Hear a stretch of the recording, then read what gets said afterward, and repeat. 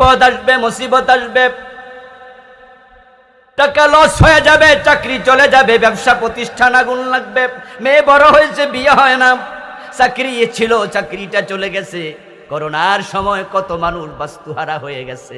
কষ্টে আছো, হতাশ হইও না, কারণ হতাশ কেন হবে, তোমার তো একজন রব আছে।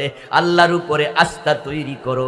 রাসূলুল্লাহ সাল্লাল্লাহু আলাইহি ওয়াসাল্লাম বলছেন, উদউল্লাহ বিল মুকিনিনা বিল ইজাবা, আল্লাহ তোমার কথার জবাব দেয়, আমার আল্লাহ তোমার দোয়া কবুল করে, এ জাতীয় বিশ্বাস নিয়ে দোয়া করো, তোমার রব তোমাকে খালি হাতে ফিরাবে না। চাইবেন খাজা বাবার কাছে না আল্লাহর কাছে? আমার বন্ধু, আল্লাহর কাছে আপনি চাইবেন, আমি চাইব। আদ-দুআ হিয়াল ইবাদা, দোয়া যদি কবুল না হয়, দোয়া করাটাই ইবাদত।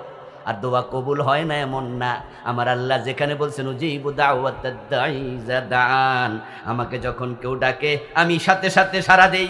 আল্লাহ যদি বলে, আল্লাহর কথা মিস হয় না, উদউনি আস্তাজিব লাকুম।